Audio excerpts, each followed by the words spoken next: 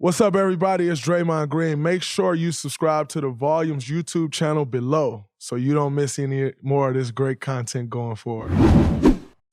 What's up, everybody? Welcome back to the Draymond Green Show. This next guest I'm honored to have, a guy who I'm actually able to call a teammate now, but two-time world champion, hailing from Queens, New York, or grew up in Queens, New York. New York City point guard, which we're going to talk some about New York City point guards in this interview, but I'm honored to have him. Kenny the Jet Smith, my brother, thank you for joining the show. I'm happy to be here, brother. I'm happy to be here.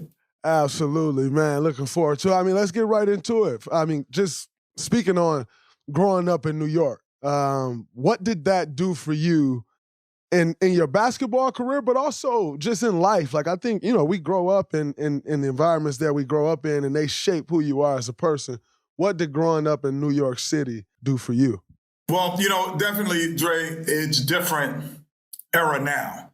But what, in terms of from a personal standpoint, your antennas of life are up quicker.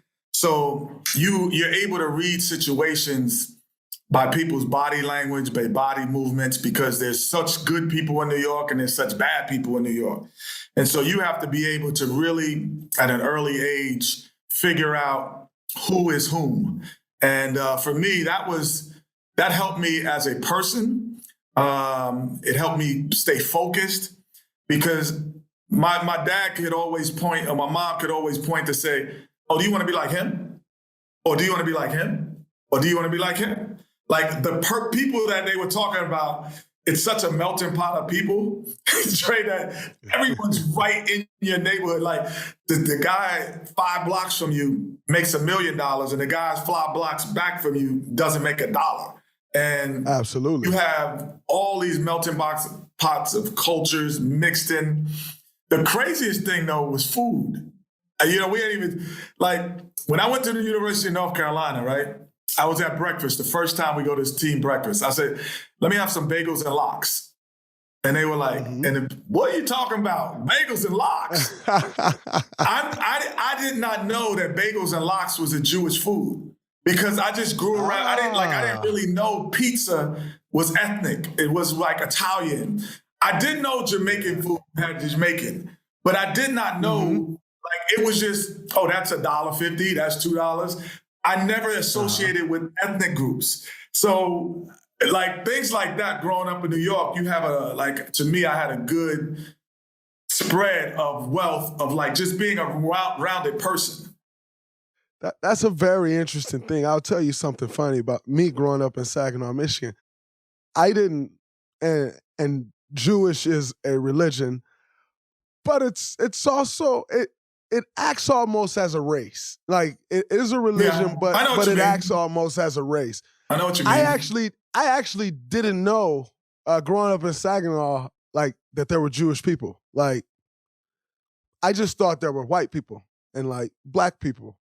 Growing up in Saginaw, I never knew that was a thing till I got to college. And so you could see the drastic difference in growing up in a place like New York City, tough as nails, but bigger, more diverse, you're kind of exposed to everything. Me, growing up in Saginaw in a place that's tough in a totally different way than New York City, yet I did not know anything about I'll tell you what, Trey, even because the crazy part, you see all of the mafia stories. There's so many of their kids that were on my basketball teams that I didn't know that that's what their dads did. And I was I had no clue because Queens, for some reason, was a nesting ground for those guys in those eras. So they sent all their kids to Catholic school, private schools. I went to a Catholic high school. And people would be like, oh, don't mess with Billy. I'm like, why not? No, just don't mess with Billy. Oh, don't mess with you. And then by my senior year, I understood who their dads were and what they were doing because I started seeing them on the front page of New York papers. I was like, oh, this is who Billy's dad is. That's crazy. Yes. So that was just like a normal thing. Running through the city because of that. Because you think about this, most of us, we grew up in the hood. like all the guys in our neighborhood who were doing bad or doing dirt, so to speak, they like, okay, Dre, we about to do something, get out the way. We don't want you, we know that you have a future in basketball, right? Or you have a future to go to college. I had the same thing. But then you compile that with, I had the Mafia's families, the Jewish families that were in positive or negative. So everyone collectively in New York City was looking out for me. I could walk through New York City and skate through the city, and I never felt threatened at all because of that. That's what basketball did for me. Do you still feel like that today when you walk through New York City? Oh, without question. Like New York, I joke around. I'm like, my name is not Kenny, it's Ken NY. So like, I'm like, I could walk around because literally, I told you we had those guys at our school. Absolutely. The head of the police chief came from my high school. Oh, wow. Of New York City. So I had the police chief who becomes the ultimate police chief. The guys who are doing all the dirt. I live in a neighborhood that's got all of the different things. We're 80s, 90s babies, so we crack babies and all of that kind of, people around us. So we got that going. So then most of the guys from my high school worked on Wall Street as well. So when I go, so you got Wall Street, you got drugs, you got money, you got every element. And there's nowhere in New York City I don't know anyone. It's impossible for me to walk anywhere and not know anyone. That's impressive, man. That's impressive. That's It's fun. It actually was fun. It was fun growing up in New York for me. Even though it was danger, but it was fun. It was fun. And speaking of New York City and growing up there, St. John's is there. You chose to go play at North Carolina for Dean Smith. Why North Carolina over St. John's? No, I would never play for St. John's. Only because my high school, I had to take the bus by St. John's. So I was like, I'm not getting on the same bus to go to college.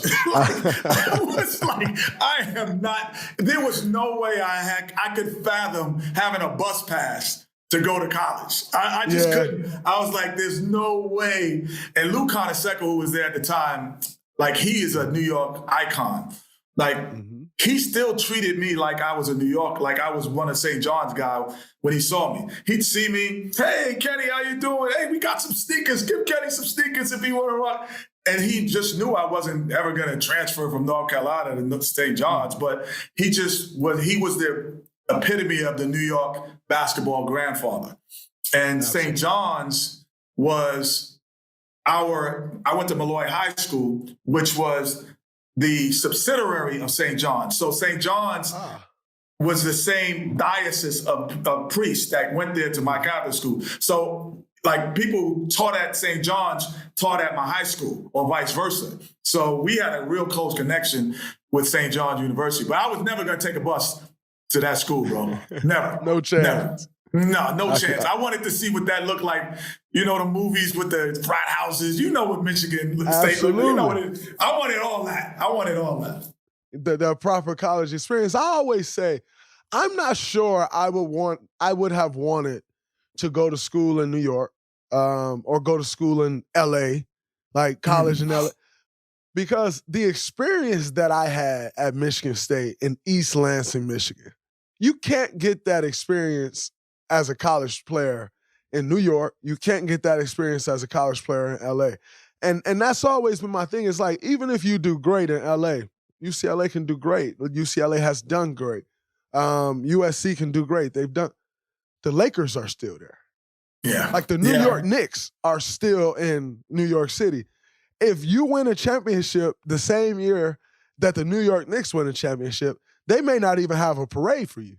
Yeah, that's how drastic of a difference it is. They sell for St. John's, because I know Mark Jackson's my guy. That's my guy, and Chris Mullin's my guy, and I know they're gonna be like, "Oh, he's killing St." What they sell is New York is your campus. They say your campus is New York City, and that's how they sell to people who aren't there. They're like, your campus is New York City, and for me, I was like, I lived there my whole life. It's always been my campus. I'm gone. I'm out. I'm gone. It's been my campus my whole life. I don't need it no more. The restaurants in New York City, they still cost the same if you go to St. John's, right? No. I'm meaning this way. Because you're on the front page back then, before social media, you're on the front page of the newspaper, back page of the newspaper. You're not paying for nothing if you go to St. John's and you're Walter Berry, you're Mark Jackson, and you're Chris Mullin. You're not paying for nothing in New York City. Yeah, but if you're everybody, that's three guys. Yeah, I mean, but no, I'm talking about the whole St. John's team. Those guys they did have some really great privileges to be in a St. John's. I would say that. I would say they had some good privileges. Okay, well that works then, because if I'm a college student, and nowadays NIL is different, and we'll talk a little bit about that. But if I'm a college student in New York City and I'm not getting those privileges, then you're essentially like living a life of a peasant, because we don't have any money. Yeah, you're broke. You're broke, and even, you know what else, Dre? Like, what you always want is you want to feel appreciated. Even more than getting $1 or NIL deal. It's like you walk on campus and things stop because of what you're doing and how much work you're putting in on the campus and how much notoriety you bring into the school. If you don't have that, it's a bad feeling. And I would never want that feeling. That's why, when I went to North Carolina and I'm walking around with Sam Perkins and Michael Jordan, and I'm walking around and I'm seeing with these guys and how they being entertained just by just their presence. I was like, hey, Dre, when we used to go, Duke was our rival, or that school in Durham. So North Carolina Central sits in the middle, HBCU. Absolutely. So if you want to get your hair cut, you go into North Carolina Central. They got the best barbers. They got their whole student union. So this would show that we were better than them at this time. When we came in there, Dre, they would shut down the barbershop and no one could come in the shop. And I never forget this. Johnny Dawkins comes in trying to get a haircut. And he's a Duke player at the time, who's now a basketball coach in college basketball. And they wouldn't let him in. Jordan was like, if you open that door, we will never come back to get a haircut. And they didn't let him in. I was like, yes, we run this. That had to hurt. That had to hurt. That had to hurt. They didn't let him in because they used to shut it down for them or for us. So, but when we were in there first, Mark's like, nah, we in here. Don't open that door for them.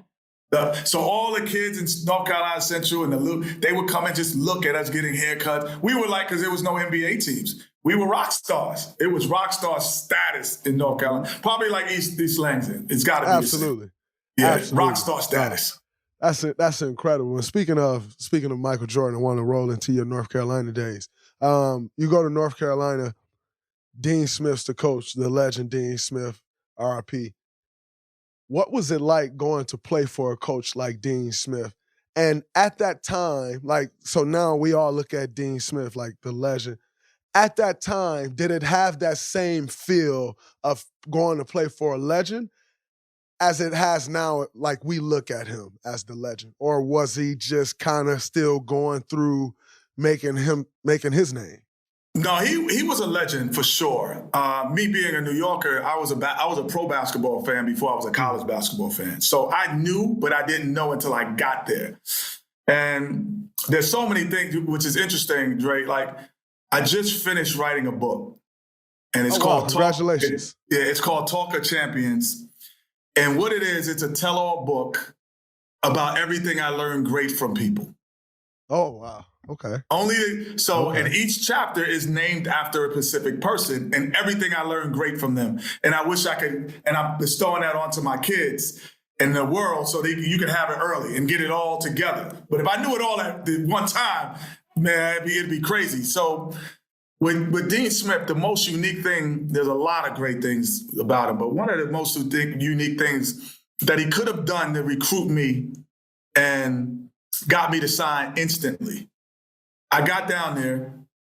I had no idea. I knew who Charlie Scott was because he played in the NBA. He was an NBA All-Star at the time. But I didn't know he was the first African-American player in the ACC. And I didn't know the first.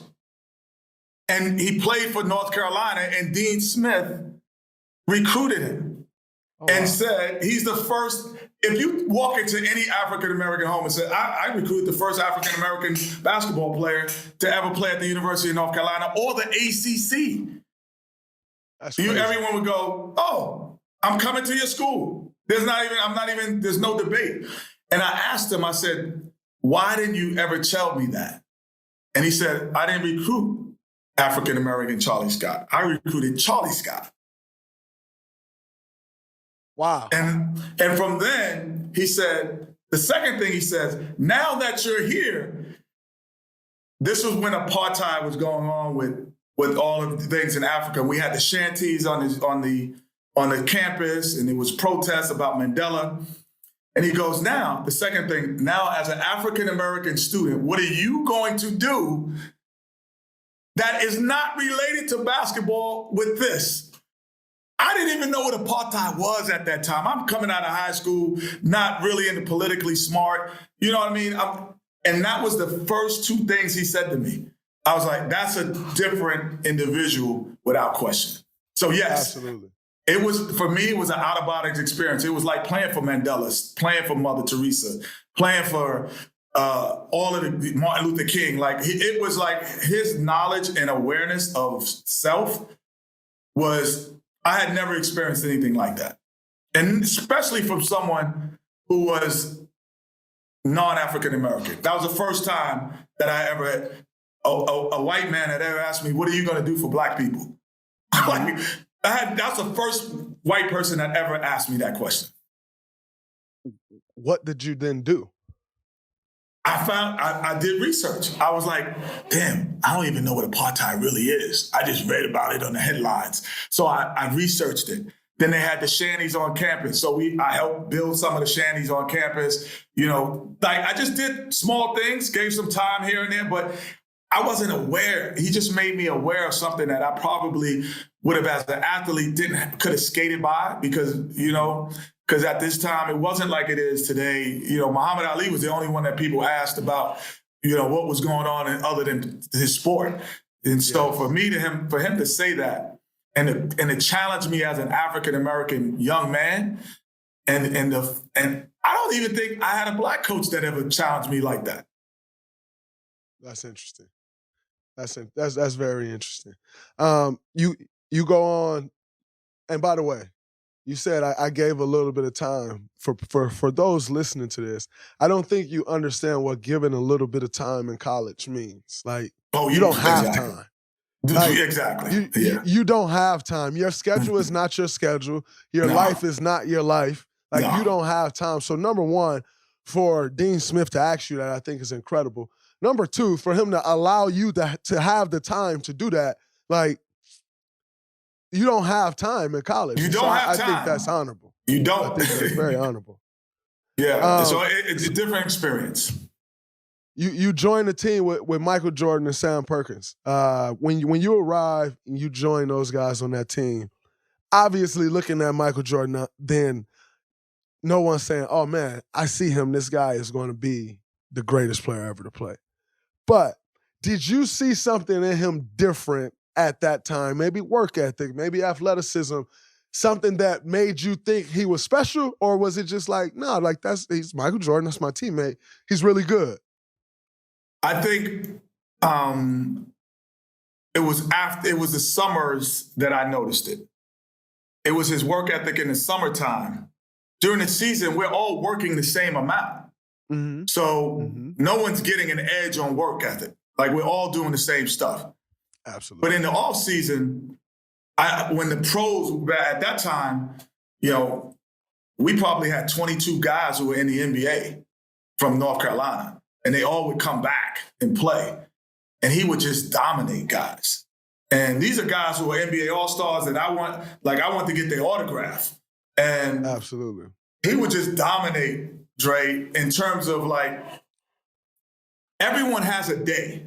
Like, I'm sure when East Langston, you had a day or two or a week, you go, but it was every day that he did it. And he was the first guy that I saw, because I'm a trash talker. I'm from New York. That's all we do. Talk, talk, talk.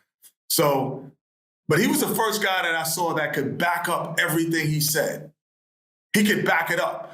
And I always said to him, I'm like, yo, you're the perfect basketball body. He's like, what do you mean? I'm like, you're 6'6", you can play with the bigs, and you're 6'6" and you can guard the smalls. And you have super athleticism. And then in college, he had a perfect jump shot. So I used to be like, how do you miss? Your jump shot, your elbow's always in. You should never miss. The one thing that I thought that he didn't have when I was a freshman was his ball handling. He was good at darting to the rim, Dre, but he couldn't shake you. So I used to be like, oh, I got Mike. And he's like, oh, you gonna guard me? I'm like, yeah, because you can't dribble. You ain't got, and back then we used to handle. You ain't got no handle. So long story short, we play and pick up, blah, blah, blah. So next year comes and he goes, you calling me? I'm like, yeah, I got Mike. You like, handle's ridiculous. He's like, I got a handle now. So even like that, you know, the documentary says he thinks of things, even when he doesn't, he probably don't remember saying it. But he came back a year later, and the first thing he says, oh, I got a handle now. And he worked on, I'll say this about him, Dre. He's the only best player in basketball history that the things he came in that was his weaknesses were his strengths when he left the league.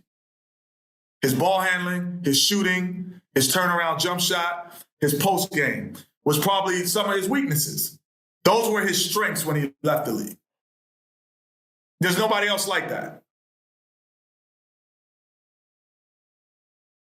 Right? Yeah, I'm telling you. Kobe? What did Kobe's what was ball Kobe's handling weakness? wasn't that. Kobe's ball Kobe was an handling was and one good, dribbler but as a rookie. He was doing all the and one stuff as a rookie. It was fancy. It was fancy, but I don't think it was like he was doing the long crossover stuff, but it wasn't a tight handle. It was loose. Mike couldn't do a long crossover. Like when he got in the league, he couldn't. That pullback on Brian Russell, he would have never been able to do that when he first got in the league. There was like no way that I would imagine he's doing that move to win an NBA Finals. That's what I mean. Like that move for Kobe, I would still be like, okay, he likes to do all that and one. He could. I would never imagine Mike that would be his signature move. That like could define his career, could define his career. Like, I just think that, I mean, Kobe might be that guy, but I don't know any other like that every weakness was his strength at the end. That's impressive. So Mike leaves the team, once he leaves, the team kind of becomes yours. You become a consensus All-American, go on to be the number 6 pick by the Sacramento Kings. What was your experience like in getting drafted to Sacramento? Because I know for me, like you went from New York to North Carolina, that's a big difference. I got drafted to the Golden State Warriors. I had never been out of the state of Michigan. So I was homesick going to California. And I don't think people would ask me like, yo, what's it like out there? I would just say different. They'd be like, well, what's different? I don't really know how to explain different to you, but it's just different. And that was a big thing for me my rookie year that, if I'm being honest with you, it almost cost me my career because I was so homesick. Like I was just turned off by all of it. What was that experience like for you getting drafted to Sacramento? See these tears coming down my eye? I was ready to cry. First of all, I didn't even know Sacramento. Like they didn't come on TV.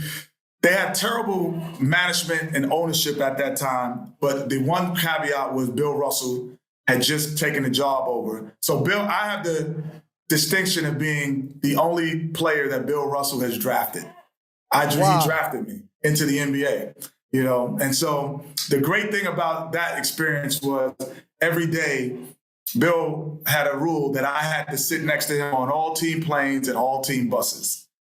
And he said, I heard every Boston Celtics story. I heard every civil rights story. I heard, because he never slept on any of the planes or the things. So I had, rookie, you didn't sleep last night? So I heard every story. That was the great caveat of that relationship. I became very close with Bill Russell. Even to this day, I still speak to his wife. You know, I mean, like really close with him in 6 months. The downfall of that is the team was terrible. And the organization wasn't a championship mix. So meaning, like North Carolina has a rule, Dean Smith had a rule. If a player calls him in the office He's going to pick up the phone. Roy Williams did it, and I'm sure Hubert Davis is doing it now. He's going to pick up the phone regardless if he's talking to the President of the United States, unless he's talking to another player. That's the only time he won't pick up for you. I get drafted on draft night, Dre. Hey, you get drafted. They give you how they give you the phone, and you talk to the team. I was at home, champ, so I don't know all that, but you got a big dog. But you know, I've seen it. A 35th pick, I didn't get that experience, champ. People list in front of you. You can remember everything. I forgot about that. So you pick up the phone and they go, I'm like, hey, this is Kenny Smith. The secretary goes, 1 second. I'm on the phone for like 3 minutes. This is on draft night. Right after I come off the stage. She gets back. She goes, hi, Sacramento Kings, may I help you? I go, this is Kenny Smith. I just got drafted by this is Kenny Smith. I'm here to talk to Bill Russell. I didn't say drafted yet. And so she goes, 1 second. Another 4 minutes go by. Hi, this is Sacramento Kings. May I help you? Who's calling? I said, this is Kenny Smith. I get drafted. So right then I'm turned off. I'm turned off.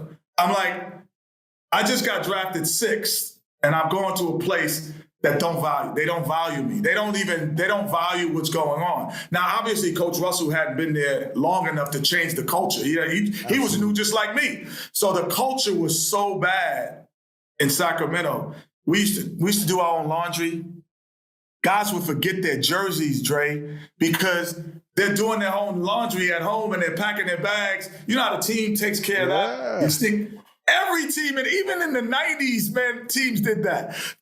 You're doing all of that, and you're trying to play and concentrate, and they're like, oh, you want your laundry done, you got to pay $100 a month, which is nothing. But the fact that they would make you pay to have someone do their laundry just showed that they didn't care about you. That's all it does. Because $100 doesn't hurt me. It doesn't hurt the team. It just shows me that you don't care. That's Absolutely. all. So I didn't like that experience. Going to Houston was like a godsend. Yeah. It was like a breath of fresh air. You go to Houston, you're then with Hakeem. What's something that people don't know about Hakeem that made him special? Like, obviously, we all know the footwork was incredible. Mm-hmm. But what was something that he did on the basketball court that was more of an underrated thing that people don't quite give credit for, that was actually one of the things that really made him great? Before I go to basketball, I've been blessed to play with great people and be around great mentors. That's why I wrote the book, honestly. He's the most honorable man I've ever met in my life. Most honorable, Dre. Like, if Hakeem, like right now, if I was stuck on a highway and they gave me a cell phone, they said, you got 3 people to call to come get you, I'm calling Hakeem. He's going to be one of them 3. He's always going to do exactly what he says what he's going to do. He never variants from what he says. He's so honorable in what his word is. Like we had a saying in New York, word is bond, your word is bond. Yeah. Like, no, his word is bond. It is 100% of what it is. He means it all the time. Always the most honorable dude I've ever been around. So on a basketball court, you're going to trust it. Yo, Kenny, I'm going to be there. I'm coming. Don't worry. He's going to be there. He said it. He's going to be there. He's going to be there. So the most underrated thing was his word. The second most underrated as a physical standpoint was he would be unbelievable in today's game because he could switch 1 to 5. And so guy come off the pick and you got the 1, he's moving his feet. And if you throw the lob, he's going back to still try to contest the lob. I've never seen a player that could double in the pick and roll and get back to his man on the roll and still block the shot. He was the most unique athlete in terms of instinct. Yeah. Like, he just knew when to leave. He knew when to stay. He knew when to come. I know you're a great defensive player, and that's why I kind of watch certain things that you do on the pick and roll. And it's imagine if you were 6'10", and your athleticism was Blake Griffin. That was Hakeem. Now, how many people would score on you? That's him. Jesus. He's Christ. you on the defensive end at 6'10" with Blake Griffin's young athleticism. That's impressive. That's who he man. is. That's impressive. You know, I heard something about Hakeem that I think is even more impressive than anything he's done about. I heard Hakeem owns like half of Houston. I heard he's a real estate guru. And I don't know if that's true or not, but if that is true, and he's a real estate guru like that, the fact that he is that, you don't hear anything from him. You don't see anything. Like, and so the fact, I've heard that, and then you heard it right. how honorable. Olajuwon Corporation is real. And the crazy thing is, he started it in college. Really? He was living in a townhome in college. He gets drafted by Houston. Yes. And his first purchase, he bought the condo that he was in. And then it just so on and so on. Then he moved, got a house, he is the most underrated wealthy man in the NBA. Underrated his wealth of not only that, but just his business savvy. And to have that kind of mindset he's always had. I've never walked in a room or to his house or to anything and said, man, what is this dude doing around Hakeem? Never that. His company that he keeps, you're like, man, can I know you? Can I get to know who you are? Can I figure out how to be next to you? His company was impeccable. Like I said, the most honorable person I ever met. That's impressive. And speaking of Hakeem, obviously dominated with his back to the basket. Do you think that style will ever come back into the NBA with the way the NBA has transitioned to more like 80% of centers in the NBA, maybe even more, can't play with their back to the basket today? Yeah, he would kill this era only because Dre, he was actually the king of the mid-range shot too. So his whole thing was, I'm gonna face you and like do inside pivots and do guard moves as a big. So he and I, Vernon, Maxwell, and all, sometimes we shoot after practice, and he would just do all guard moves. He's like, oh, Kenny, it's the same moves on the box. Up and unders, it's step throughs out front. Crossover, head fake, it's the same stuff. I'm gonna do all your moves. Let's go. And he does. But then what was underrated, he never would take them. But I shot a lot of threes. So he would always get in a three shooting contest. And he'd make 5 out of 8 threes from each spot, like easily. But in the game, he's like, I said, Dream, why don't you shoot threes? Because, he's like, why am I going to shoot threes? I only have to play 3 times a year. Patrick Ewing, David Robinson, and Shaq. That's it. Everyone else I killed. He's like, no one else can guard me here. The rest of them, that's it. I move out. He said the only time I move off the block is against those 3 guys because no one else could guard me. But he could shoot the 3. He led the league in steals one year, so defensively he was incredible. Defensive Player of the Year, MVP. His mid-range game was crazy. His pick and roll lob to the rim would have been Blake Griffin-like. And he would have shot the 3. He would have been like, I'm trying to think of he would have been able to finish like Clint Capella on the lobs because he knows when to leave. He would have been defensively 6'10" U, and he would have probably been who takes that mid-range jumper now at the 5? On the pick and pop. Mid-range Joel. He's an athletic Joel Embiid. Me and Sam Cassell, because Sam, that's my guy. He always puts me on the phone when he's on the bus with all his 76ers. And they have this argument about how Dream couldn't guard Joel. Come on, Kenny. Come on now. Tell him, Kenny. And he's an athletic Joel Embiid. Like Joel is athletic, but he's not. He's more brute strength. Yeah. But they play a lot alike. A lot alike. That mid-range shot, he kind of backs you in. But I just think he's a much better defender than Joel. That's it. He's just a much better defender. And strong enough. He had to be strong enough, right? He guarded Shaq. Yeah. Shaq, I've never seen anyone not be outpowered by Shaq but him. And I don't know if it was because it's his footwork, his strength, or just his tenacity. Like, Dre, You'd like him. He's got a lot of that in you. Like, before he went to devout Muslim, like, it was like teams were fearful not only of him as a defender, but they were a little bit scared of his physicality, and how he would treat you if you showed any type of weakness. So I had him, Vernon Maxwell. I was talking so much, man. I was so happy that I had them dogs around me, man. Those two dudes, oh my God, unbelievable. My favorite teammate of all time is probably Chucky Brown, just because we both from New York. But Vernon Maxwell and Sam Cassell and Mario Elie, we should just sit on the bus and do this all day, Dre. Just what we're doing.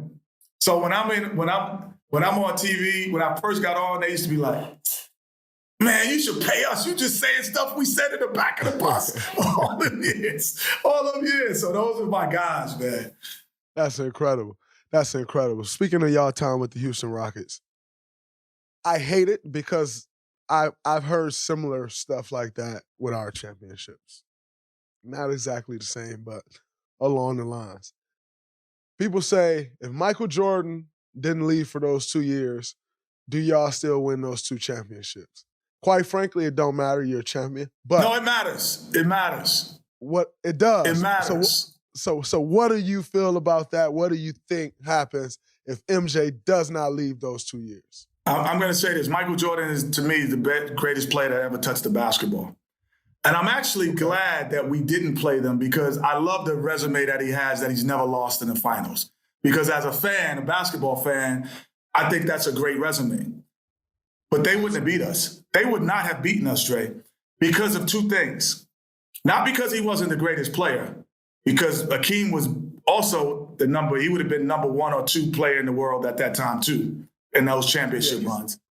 But the Bulls were too little then. People forget. The reason they lost to Orlando wasn't Shaq. It was Horace Grant was gone. And Horace Grant was there. And they lifted Horace Grant up after the series because he dominated the series more than he's ever done offensively, because they were too little. So all of those guys, and they were just too little for Dream. Weddington and Phil Jackson didn't double team. The next year we won it, he comes back. They hadn't had Rodman. Rodman wasn't there yet. They're still too little. So they just would have not been able to dominate us, because in that first championship years, when they won, I think 3 in a row, we in the East and West, you only play them twice. We went 6-2 in the regular season against them. Now, it's not the playoffs. Like, it's different. But that just shows that, like, of course, but in 3 years, y'all only beat them twice? Like, wait a minute. Like, that's saying a lot, that they had trouble with us. Even when they were winning championships, they used to come to Houston and get L's. So, and it was because they wouldn't double, and then they were too slow on the perimeter, because myself, Vernon, and Sam at that time, I was a jet for a reason. I could get by people. Vernon get by people easily. Sam could dribble by people. They were just too slow with BJ, Steve, and they on the perimeter. So we got baskets a little bit more frequently too. So no, I don't think they would have beat us, man. I don't. I think they were too little. Now, if they had Rodman, they would have beat us probably. I think I would have been like, I ain't know about. But no Rodman, no Grant. We smacking them. Why do they beat y'all if they had Rodman? Do you think Rodman would have guarded Dream well? It's just the second top shot opportunities. Like, we were getting second shot opportunities. You don't have to, like, Dream is going to be efficient, but he might not be a dominant in one game in the series. Like, so you have you can even it out. It's like every series, like, okay, when y'all played Cleveland, who'd you guard? Kevin Love. Okay. Take you out of there. How many rebounds does Kevin Love going to get? In his heyday. Hell of a rebounder. In his heyday, he was top 3. In that era, he was top 3 power forward in the game. 12 to 15 rebounds, you could book it. You can book it. Now, not only rebound, offensive rebound, putbacks. You're like, no. You're going to do a little bit of that, but we shutting some of that down. That's what they could have done. They could have shut it down. Without them, nah. We wild on the boards. He's all over the rim. He's an animal over the. It's too much. And we shooting threes, and we the first team to shoot threes, Dre. It's too much. We created the 4-out, 1-in offense. Nobody was doing that before us. Everybody else was doing 2-guard fronts. We the first team to win an NBA championship playing 4 out and 1 in. Too much. It was too much for them. So what happens, I think a lot of people don't understand from year to year, championship teams are different. Even if you go back to back, it's a different team. Like, very seldomly does an NBA team come back the exact same from one year to the next. And it could be 1 or 2 pieces that the public may not see, and they leave, and you know on that team, like, man, we missed this guy. We missed that guy. Was there someone that y'all lost after the second championship that changed the whole dynamic for y'all team? I think it was management. The belief was that Dream and Clyde got it done. You know, in the moment, no one's believing that. Oh, it's a team. Oh, kumbaya. Everybody's did their part. Kenny, you broke the NBA record for threes that game. Sam, you came in and got 30 in game 2 of the NBA. Mario, you hit the kiss of death. Like everybody remembers that in the moment. Then about a year and a half removed, they don't remember that. And they go, oh, we can get a guy to do it. I'm going to go here with you. We can get a guy to do what Gary Payton III does. Oh, no, you can't. Oh, no, you can't. Now, somebody might run into that role, but you're going to miss it. You're going to miss GP3. His role was big with y'all in certain areas. GP2, rather. Right, GP2. Yeah. You're going to miss GP2. Like, you're going to miss this guy. So, like, I thought that they thought we were a 3-point shooting team. And they forgot the fact that we were able to get threes off, because if you ran at us, we went by you. Yeah. Where then they brought in other guys around Dream and Clyde that they were just 3-point shooters. And so they really couldn't create offense for themselves if they ran at them. Like, you know, you run at Steph, he gonna go by you. You run at Clay, he got the 2-dribble pull-up. Those guys are like, no, we staying in this spot. We not moving. And we shooting it. And we shooting it. Now you got to get off threes. Yeah. And I thought management didn't take what Sam Cassell did. They didn't take what Robert Horry did. They didn't take what myself did or Mario they kept. But I don't think they thought that the value that the 3 of us brought was just the spacing of the floor. Absolutely. And speaking of management, question I actually had that I wanted to ask you. A few years back, your name would constantly come up and when head coaching jobs will open up, your name will come up that you wanted to get into coaching. Is that something you still want to do? And, well, let's just start there. Is that something that you still want to do? Do you want to be a head coach in the NBA? Well, interesting enough, I've only once told I never had an agent initially that would even look for those things. I was just getting calls. So just like you said, I'd be on the set, literally my phone would ring. And they were like, Kenny, what you just said made sense. Would you want to interview for the job as coaching? So I did like 3 of those and I was like, yo, I might need an agent. So I never pursued the first 3. So I had no idea what even an interview would look like. I didn't know what you're supposed to come in thinking or anything like that. I think I've gotten past the stage where now the phone rings and they go, would you be interested in running our team? And so because of Dre, I think now I know most of the guys who are presidents of teams. I know a bunch of general managers. I know a bunch of agents. So it's like, my relationships, I know a bunch of players. I'm in the gym in the summertime in LA watching dudes and hanging out with dudes and watching dudes play because I have younger sons. So I take them to the pickup games where KD and Kyrie and Trae Young and all those dudes go. I'm like, yo, let's go watch it. I'm a hoop person. Mm-hmm. So my relationships are real enough where I think they starting to say that.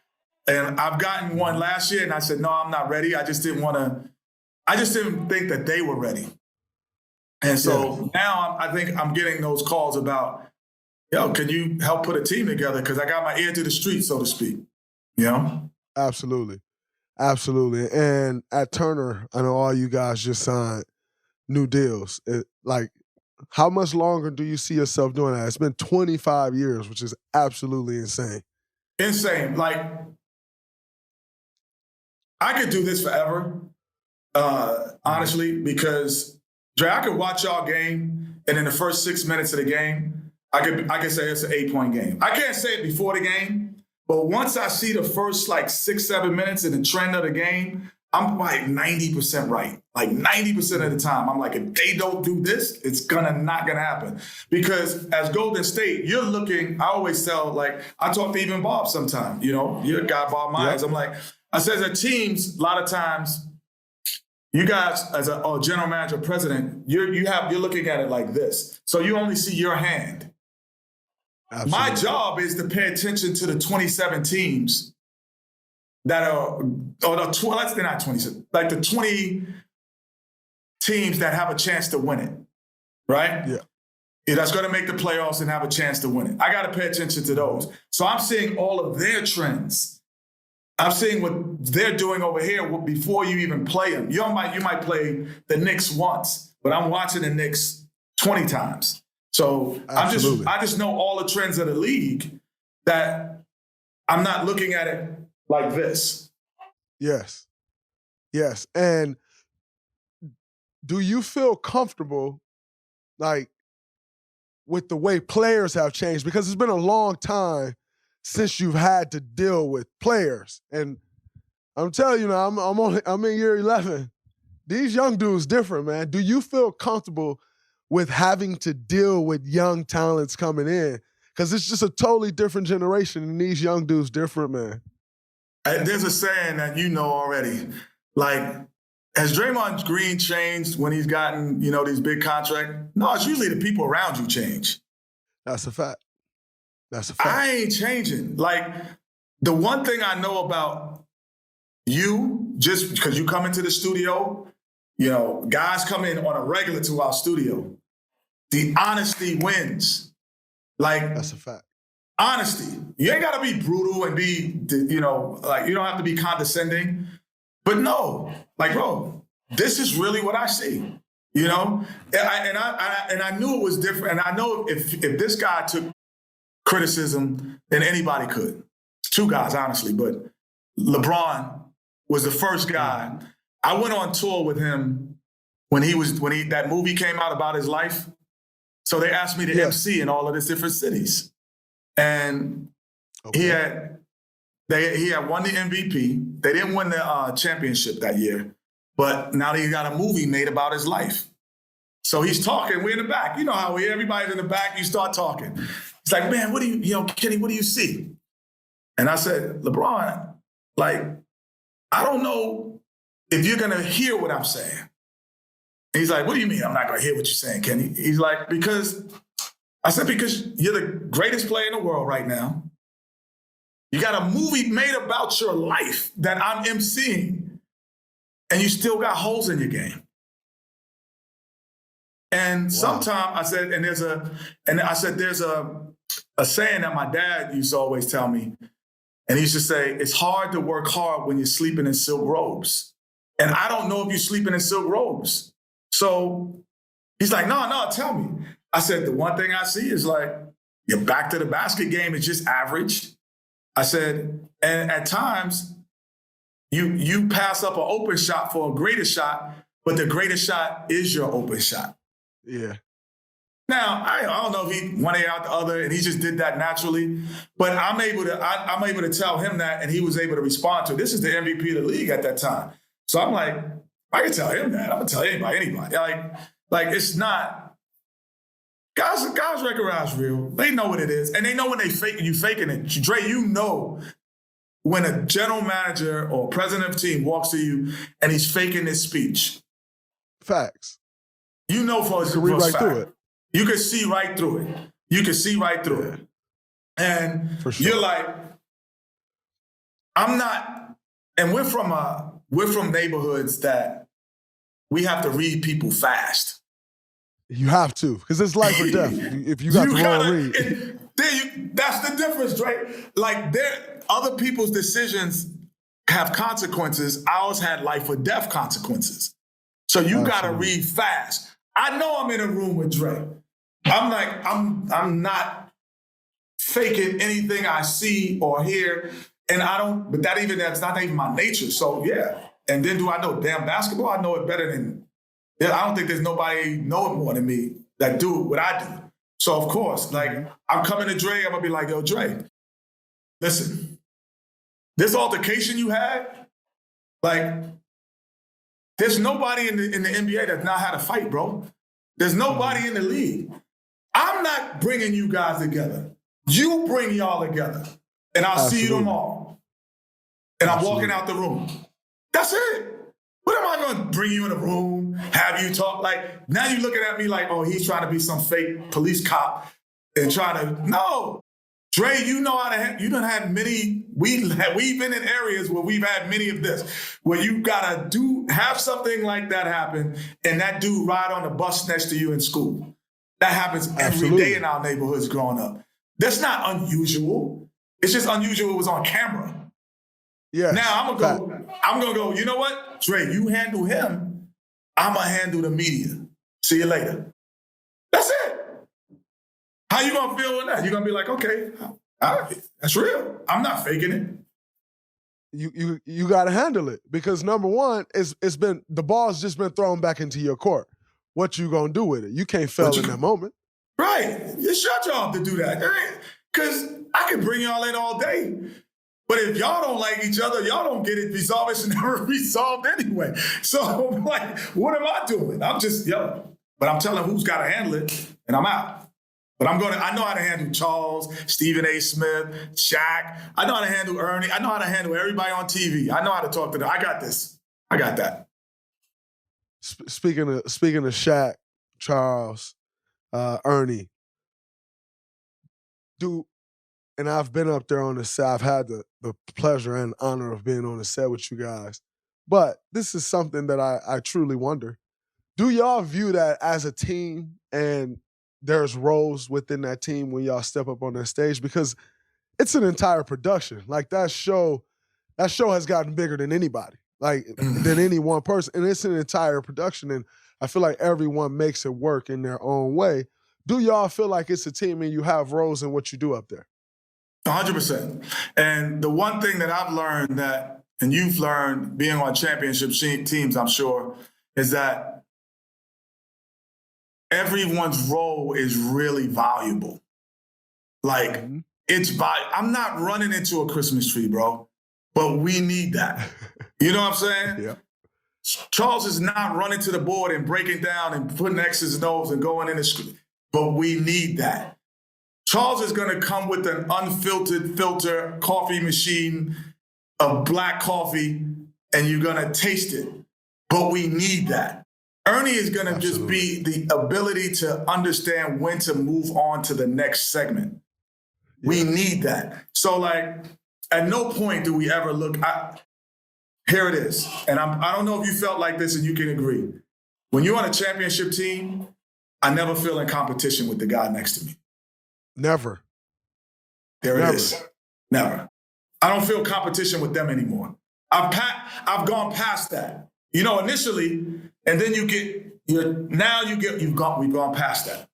You know, I'm never sitting on the bench hoping Sam Cassell misses a shot so I can get back in the damn game. I'm like, yo, kill this dude, Sam. You know what I mean? Like, I never feel in competition. Like, and that's how I feel on our show. I never feel in competition with those guys. Have you ever felt like Shaq and Chuck will really get into it? Because I don't think people realize, like, some of those moments you have up there, like, you're still a human being, you still have an opinion, and at the end of the day, we're all competitive as hell. Yeah, that's my job. And so, that's my job. Like, I'm going to throw gasoline on the fire, but I know I'm in charge of the extinguisher too. So when it gets that point, and their egos are here. Absolutely. Here. Absolutely. I know my job at time is to take the pressure off of it being about Chuck and him and make it about me and him, or making it about me and Chuck at times too. So it's not where he's just like, it's them, because they are here and they're ready to come. And then 5 minutes later, that's what I'm saying. 5 minutes later, we're in the back. They're picking each other up. Shaq is like, I bet I can lift you up. I bet I can bench press you. 5 minutes after, they were ready to just. That's what we know. We grew up in that. We understand that is not long lasting, but it's real. It's real. And speaking of TV, you done something on TV, and I have an opinion about it. Well, not necessarily an opinion, but thoughts. Okay. And so I guess it is an opinion of what I think I see personally. Mm-hmm. You and your ex-wife, y'all had a reality TV show. Mm-hmm. Did you feel like having a reality TV show ultimately affected your marriage in a negative way? No, I don't think that was it at all, because Drake, I was never all in, because I produced it. So I was the executive producer and produced it. I went to Turner because at the time in my household, my daughter, who's now on NCILS in LA, and she's LLKJ's daughter on the show. So she's his daughter. So she's done like 10, 12 episodes. My other daughter just finished a Disney movie. And my ex she wanted to be in television. So I was like, as a man, whenever all of those things are in your household, you're like, how can I help? You know? And I was like, look. Absolutely. I was like, look, I don't want to do this. I'm doing this for you guys. So I'm just going to shine light on you guys so it could possibly help propel your career. And through that show got my daughter a record deal. It got my other daughter a manager. So it did move in the right directions. Because I was never you was never going to hear I'm like Biggie. I'm old school. I'm like, problem with my wife, don't discuss them. Leah Jess, I lost them. You know what I mean? I'm Biggie. So you're never going to see any of that. And that's why we only did one season, because you're never going to see any of that. I think that if there was one reason, or anyone, if you have a girlfriend, an ex, a wife, ex-wife, there's one reason why y'all not together, you would still be together. There's never one reason. It's got to be a multitude of things to end something so big where families are involved and, friends are involved, her friends and your friends. The other, it's got to be a multitude of things. There could be a multitude of small things, but there's a multitude. But I don't think that. Actually, that was fun. And I'll hit you on this. Because my kids were going to college, my older kids. So it was the first time that they were back. Everybody was back in the house for the first time. So we were playing board games. Okay. So we were telling stories that we had forgotten. So that actually helped it go longer than it probably should have. It helped go longer because of that. We became a little bit more of a unit again. And so there it is. Uh-huh. Do you have any regrets as far as your marriage goes, or your? Not really, honestly, because I really believe, Dre, for me, when I hear people from where we come from, when you hear about divorce, you hear oh, he was cheating, she was cheating, somebody was fighting, somebody beat somebody else. When none of those things happen, I'm always in the mindset of we still gonna work, because none of those things were at play. So now I'm like, I had to get out of my Queens left rack city mode and say, what? This is why? This is not you know what I mean? Because left rack city Kenny is different from the Kenny that was here. You know what I'm saying? So I'm like, Absolutely. What are you talking about? What? There's none of this, there's none of that, none of this. Wait, we not feeling good about each other? I had to get into another space of intellect that I probably will help me in the future, because where I come from, those are the only three things that you get. You don't even, that's not your girl no more. Forget white. That ain't my girl because I cheated on her. Or she cheated on me, or fight, or we just arguing all day. That's the only reason. So for me, that level of intelligence to kind of come to and have more of an emotional intelligence about it.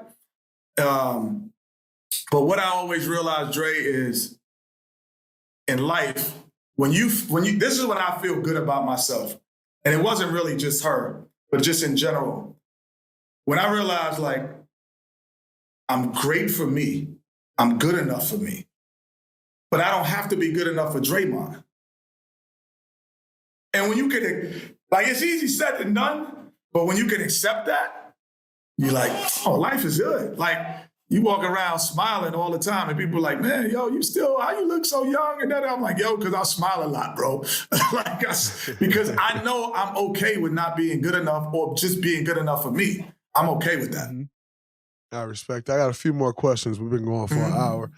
Be conscious of your time. No, we good. Yeah. And two of them are advice, and then one I want your opinion on something, because it's something that's very close to me and then very close to you. But that's going to be the last one. Number one is, what would your advice be to me, someone that's actually, I got 4 more questions. What would your advice be to me, someone that's looking to go into television when I'm done playing? What would your advice be, and what's something that you would have done differently than you actually did? For you, I would say my advice for you is the more you win now on your way out in the last 5-6 years of this career, the longer your television career will be. So now you've established yourself as the guy who we can talk to, not just about the game, but about politics, about social issues. Everyone else has already established that, you know?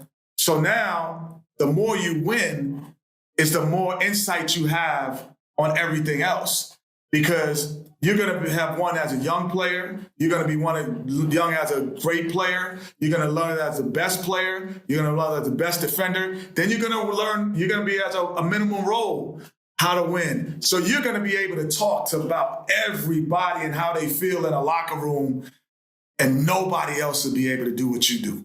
So the more you win now, my focus would be, let me lock in on how do we win more championships, because my role is so different from when I was, like, when you first got there, it's like, yo, if Dre don't get 12 rebounds and 16 points, they might not win. Now it's like, if he don't lock down the guy and get 12. Now your role so you're going to know what every player feels. And to me, win more. And the more you win, you'll be doing this for 30 years. You'll be like, oh, Kenny said 20, I did it 30. Like, because you'll have an insight when everybody's talking about something that goes, no, I think that's one of the values that I have right now.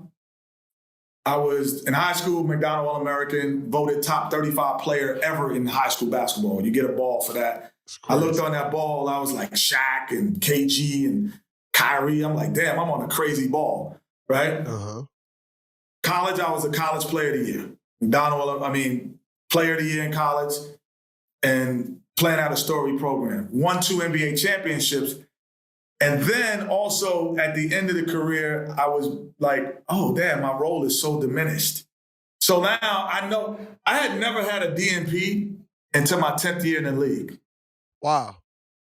I had never not started on a team ever until my 9th year in the league. Wow. I had never come off the bench, high school, college, or pro, until my 9th year in the league. So I got a different appreciation in my last year and a half about guys, how they come off the bench, how they might not play that night. Like, I was like, holy shit, this is it. I was like, oh my God, I used to laugh at these dudes and ask them why they not ready. How'd you come in the game and you're not excited? I understood it. You're going to understand what champions think. So did it really affect you in a negative way in that 9th season once you realized you were coming off the bench? Like, what was your attitude? What was your mindset initially? I thought I could always contribute until it was one. They say there's one play. Mm-hmm. It was one play for me. Dre, when I used to get a steal, right? I get the steal. You know how you take a picture to see who's tracing you. And Absolutely. I would just see guys like, in about my 9th year in the league, I saw guys doing this. I'm like, damn, they think they could catch me. And then they were catching me. Like making layups I have to do, where before I was just going in, I'm dunking, I couldn't. I'm like, damn, I can't dunk it. I can't break it. I'm like, it's time to give it up. Because no matter how much money you make, the feeling of feeling inferior, yes, there's no value on that. And I was starting to feel inferior. And whenever I feel inferior in anything, I'm like, I cannot be part of this. And I had another deal. The Spurs called me and were like, yo, you want to come be backup for A.B. Johnson? I was like, no, I do not want to feel inferior. And that was the best decision I made because I stayed at TNT. So in your mind, what Russell Westbrook is doing is honorable. But I don't know if he's feeling inferior yet. But he's playing well, and he's taking on that role. But in terms of athleticism and in terms of, getting to the rim, he still gets there.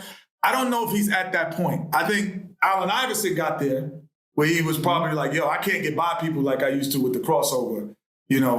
Russ is about another year away from that. But what he's doing and his mental fortitude to live in Los Angeles, be from Los Angeles, and they make every game like it's a playoff game. Every play is like a playoff play, and still have the energy and the excitement to play. I've never seen that. No. I don't think I could do that.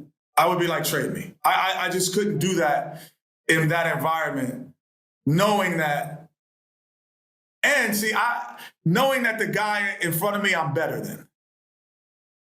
He really knows he's better than the guy in front of him. Absolutely. 100%. And the guy in front of him knows he's better than him. 100%. And I commend him for that. I don't think, and that's why I asked that, because I don't think people are speaking enough about what he's doing. The way people were beating him down about when not wanting to come off the bench. Now he's accepted and he's playing well, and all of a sudden it's not even a story anymore. Not even a story. That be my problem when I speak of new media. That be my problem with media. It's like, that's bullshit. Right. This man was getting destroyed. And I mean destroyed by everybody, taking hits at his character, which I think he's a very high character individual, getting destroyed. And then he does exactly what everyone says he needs to do, take on that role, playing as good as any six man in the NBA right now, and it's not a story. That's bullshit. Yeah, 100%. Because he's a guy at one time, he couldn't even yawn on the bench. Yes. Now, you know how when you're on the bench, this happens to every player. And what I realized when about 5th year in the league, the yawning is from you needing oxygen. It's not from you being tired sometimes. And so, you're sitting on the bench, and you do. If he did that, it would have been all over. Russell Westbrook bored with the game. No. If you keep a camera on, every NBA player has done that and does that all the time. You're playing 4 games in 5 nights. You need oxygen, and you're gonna yawn. And the excitement and the energy of the arena makes you yawn. That happens. It's not only because you're tired, but he couldn't do it, and I commend him. It is bullshit. I think what do you make of player-driven media? I've gotten the media, Patrick Beverly, C.J. McCollum, but a lot of guys are starting to do podcasts. A lot of guys are starting to do different things. What do you make of the player-driven media side? Obviously, you still have traditional media, but what do you make of the player-driven media movement that's been taking place over the last 2 years? I don't know how you do it. I didn't have the mental fortitude to do what you do, honestly, because I took things to heart. So when I used to go on talk radio and I call in, they'd be like, hey, we want you to have you on. I'd be like, I'm not taking callers. Like, why? Because I don't want John from Indiana who's sitting in his basement to ask me a question and affects my psyche of the game, who has no idea. I'm like, you're supposed to be an expert. I like your show. I'll come on. you allow yourself to be open to guys who do not know basketball. Like, they have no clue. And you answer questions or answer their comments. I don't have thick enough skin. I'm not gonna lie. It would affect me in a negative way to where it would affect my play. Like, for you, I don't know how you and CJ do it, because neither one is. CJ is still getting 25, 30, like you doing it. I couldn't do that because I just felt that people just don't know enough. I agree. I mean, people don't know.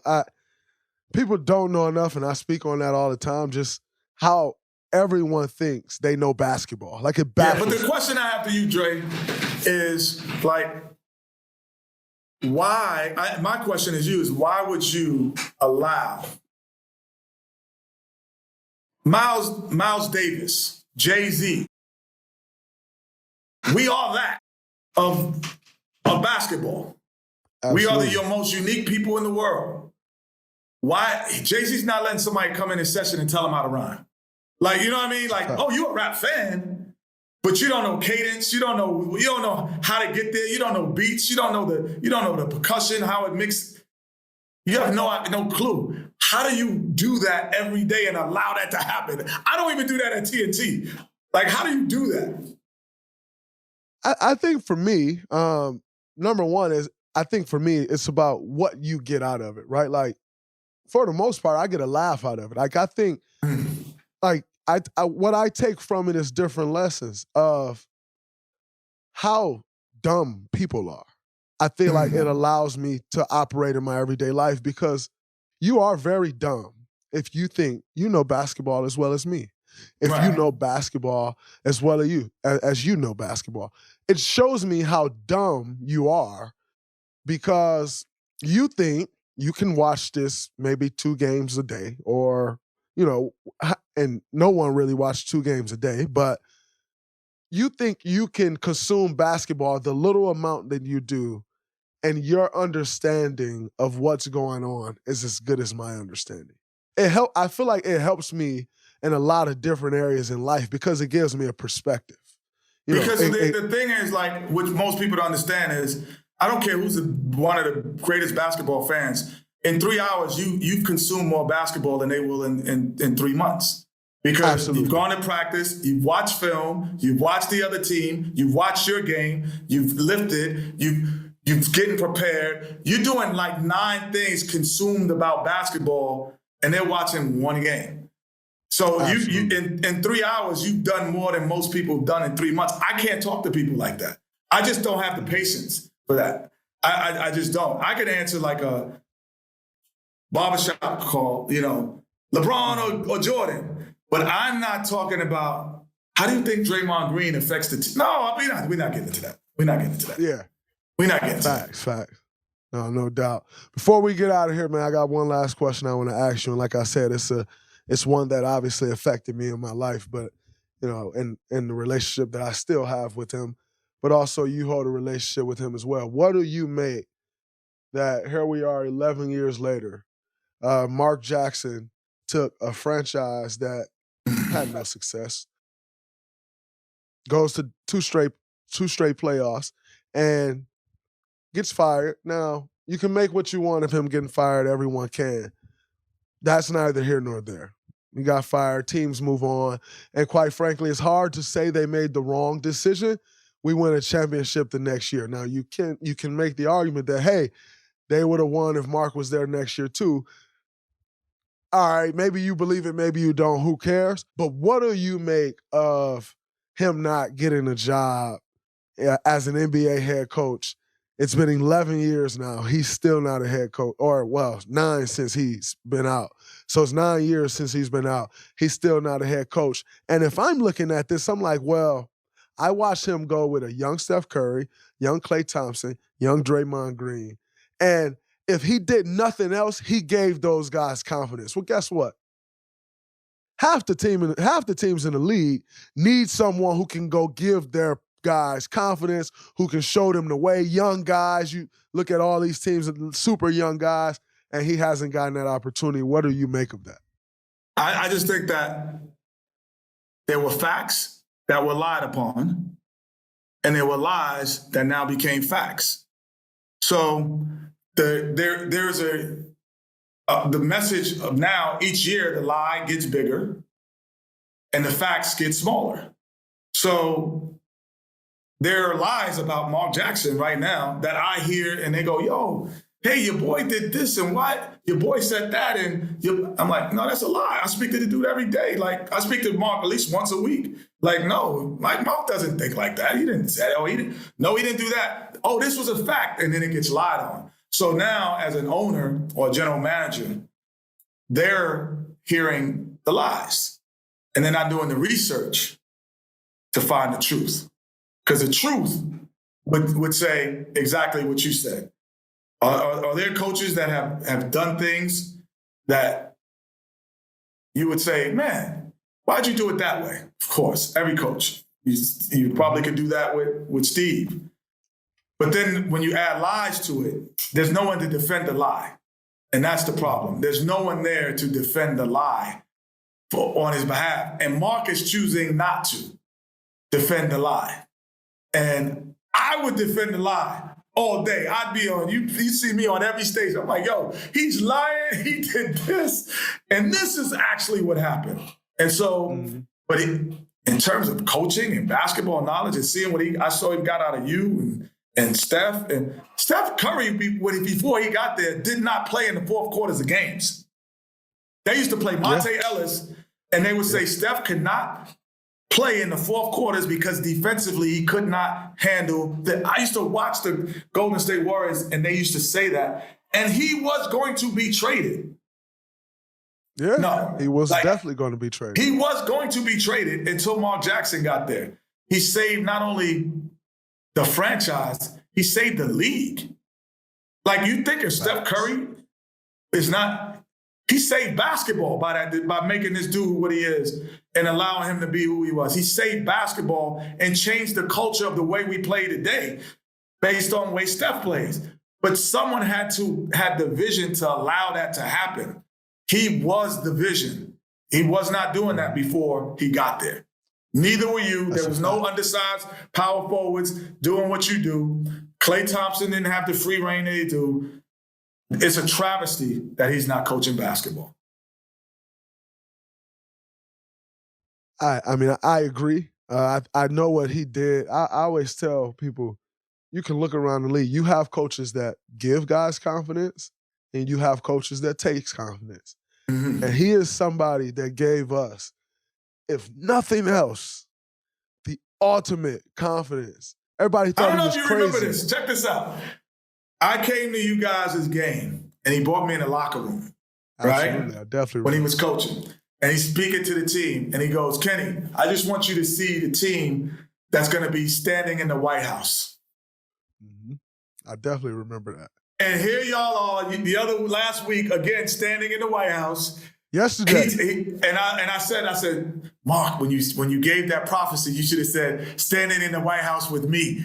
You didn't add me to it. That's why it's still happening. You didn't add the me. Because when he said it, I walked out of here and I was like, these dudes ain't going to no NBA final. I honestly said that in my mind. I was like, these dudes, Klay and Steph don't shoot like that. This dude Draymond don't defend like that. All this stuff he's telling me, I'm like, and here we are, 5 championships later.